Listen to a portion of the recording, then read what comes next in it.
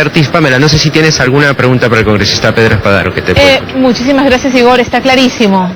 Más bien gracias al congresista por atendernos esta tarde. 1:41. Estoy ya con Milton Roja, él es especialista en el tema de drogas, ha participado en el Foro de Drogas Ilegales y Salud Pública, donde el gobierno ha mostrado una vez más su posición firme en contra de la legalización, producción y comercialización de drogas. Y yo le preguntaba, porque cada vez la edad de iniciación en consumo de drogas va retrocediendo. Y me he quedado sorprendida con el dato de que la iniciación en el consumo de marihuana, que digamos es como que considerada la droga más suave, es a los 13 años, pero el consumo de alcohol empieza, me dice Milton Rojas, a los 9 años, por el amor de Dios. Milton, ¿cómo estás? Buenas tardes. Pamela, ¿cómo te va? Importante siempre hablar de este tema porque a los papás tenemos que estar muy atentos. Seguro. A lo que hacen los chicos, con quiénes andan y a qué actividades se dedican en sus tiempos libres. Así es. Bueno, efectivamente, las edades de iniciación es uno de los factores que más preocupa a la institución y seguramente a toda la comunidad, porque en las bebidas alcohólicas, efectivamente, las edades pueden bajar inclusive hasta los 9 o 10 años de edad, en primer consumo me refiero. Y en el caso de la marihuana, la sustancia ilegal más consumida, estamos hablando de 13 años en promedio de edad de iniciación.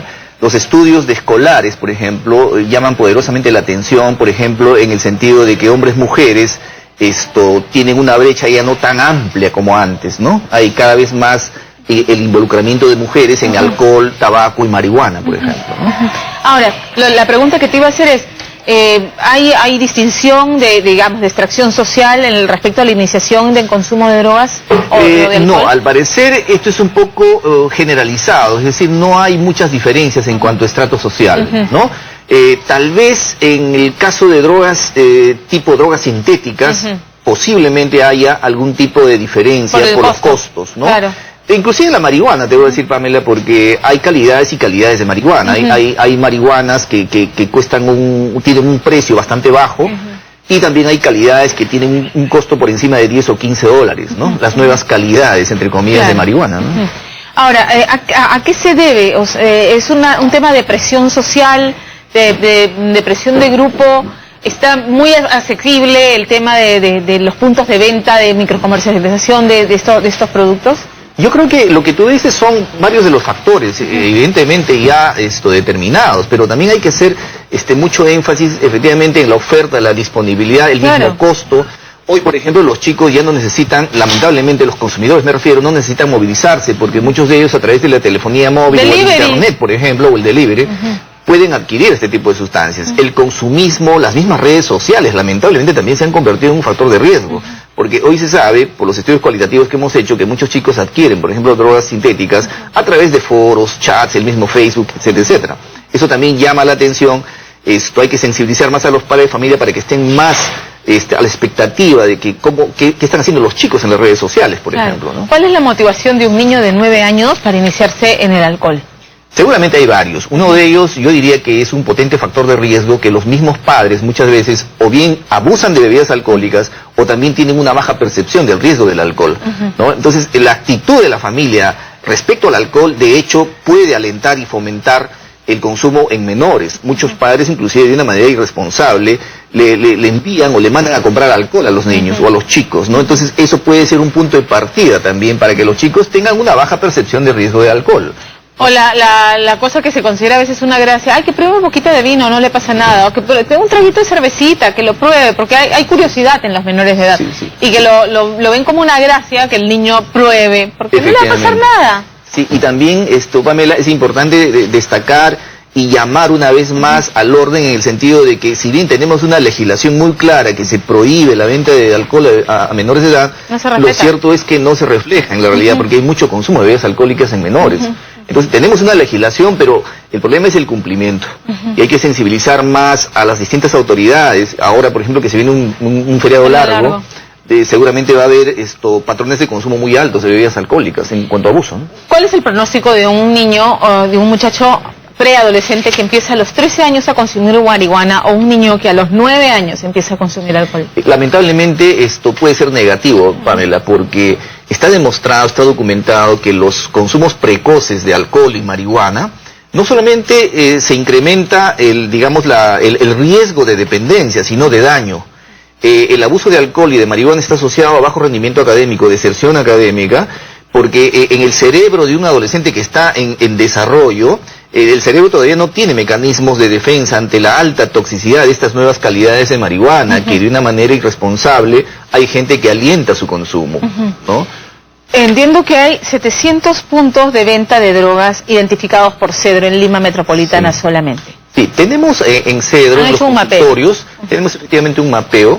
A lo largo de varios años se está sacando información voluntaria a algunos consumidores que quieren dar esa información dentro de lo que es la historia clínica.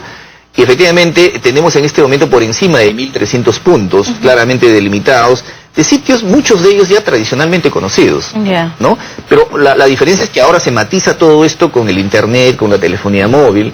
Hay distritos que tienen mayor presencia, y esto hay que decirlo, de puntos, por ejemplo, los nuevos distritos como Los Olivos, como Comas, a partir de la instalación de estos bulevares, ¿no? Pareciera que también alentado de que cada vez hay más oferta de drogas, ¿no? El Callao, el centro de Lima, Breña, ¿no? También San Juan de Urigancho, por ejemplo, el distrito más grande de Lima, tiene, creo yo, que tomar medidas mucho más drásticas en cuanto a la supervisión, al control policial. Es una arista importante el control policial en todo esto, ¿no?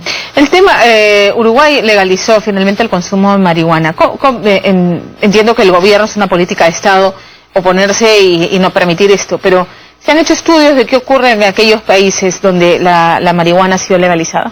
Sí, hay antecedentes muy importantes que nosotros como institución hemos estado indagando muy a detalle.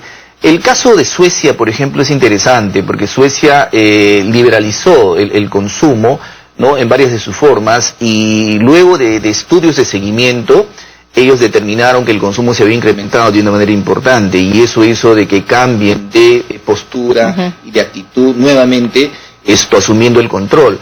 Reino Unido, en el premierato de Tony Blair, también abrió el consumo de marihuana. Luego tuvieron que retroceder, ¿no? Y así, hay algunos antecedentes, Pamela, que hacen ya pensar de una manera muy clara de que no es conveniente abrir del todo, ¿no? Liberar, ¿no? El consumo, la venta y la producción. Ojo que en el Perú el consumo no está penalizado, eso es importante precisar, ¿no? Lo que está penalizado es la venta, ¿no? Claro. Y en países como Uruguay, que merecen todos nuestros respetos, respetamos mucho su política, sin embargo, somos muy disímiles, no podemos compararnos con Uruguay. Perú es un país muy heterogéneo, donde acá esto se matiza inclusive con el narcotráfico, con el tema de la cocaína y sus derivados, ¿no? El Estado todavía no tiene capacidad contundente de respuesta a tal cantidad de demanda de pacientes. De incrementarse esto sería una locura, sería como un colapso, ¿no? En el tema del uso de drogas sintéticas, son más costosas, se están consumiendo más. ¿En qué sectores se está consumiendo? ¿Se le prefiere a la marihuana o hay un patrón, digamos, se empieza con marihuana y de ahí van probando otros tipos de drogas? No siempre, pero sí hay una suerte de escalamiento, ¿no? El alcohol, tabaco y marihuana pareciera ser que son las puertas de entrada, y en muchos casos, no siempre, dependiendo de una serie de factores, incluyendo la herencia, efectivamente pueden pasar a consumir drogas más duras. Una de ellas, por ejemplo, es la cocaína, pero también las drogas sintéticas, ¿no? Las drogas sintéticas, en algunos casos está segmentado por los mismos costos. Sin embargo,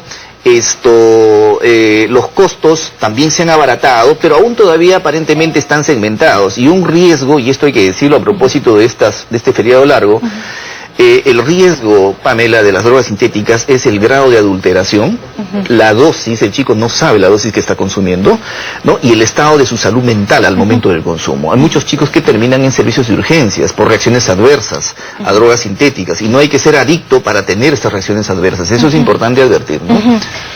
¿Cómo un padre de familia puede, qué síntomas visibles y puede detectar que está en algo? O sea, hay papás que realmente no le hacen seguimiento a los chicos, que dicen, papá, ya vengo, y no saben con quién, a dónde, ni le ponen límites, ni a qué hora regresan, ni nada.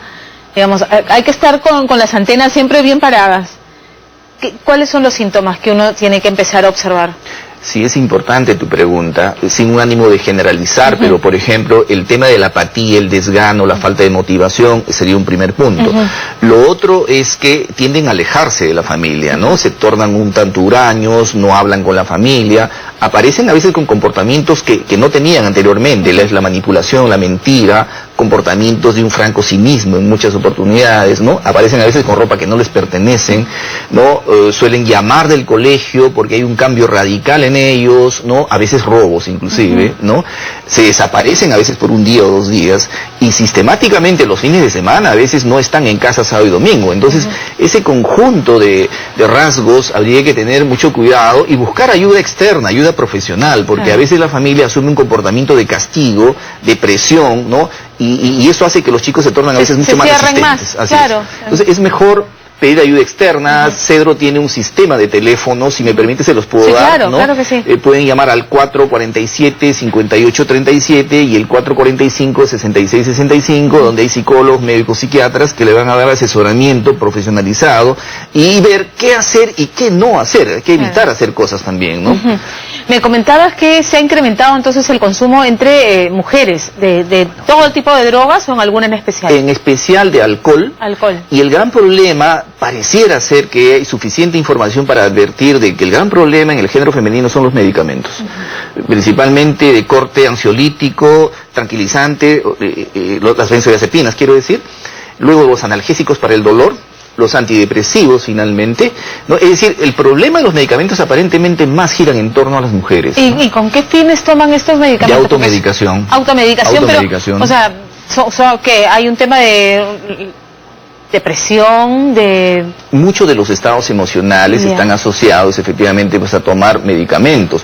A veces lo que ocurre, Pamela, es que muchos médicos prescriben fármacos de una manera totalmente responsable y profesional, y muchas mujeres continúan, se comienzan a automedicar y pierden de vista que hay muchos fármacos que generan adicción. Por ejemplo, las anfetaminas, que controlan a veces el apetito para bajar de peso. Las anfetaminas generan dependencia tan igual como la cocaína. Los tranquilizantes igualmente generan dependencia. Entonces, es importante hacer un llamado para las mujeres y también los varones que hagan un uso correcto, profesional y con autorización de su médico de los fármacos, porque muchos de ellos generan adicción, ¿no? Y en el caso del sector femenino se estima de que hay un consumo bastante importante, ¿no? En cuanto ya a lo que es la autoprescripción, el abuso y la dependencia, ¿no? Bien, Milton, te agradezco mucho, ha sido muy ilustrativa la conversación esta tarde contigo y estar aquí en Más que Noticias. Ok, Pamela. Gracias. Hacemos una pausa y volvemos aquí en Más que Noticias.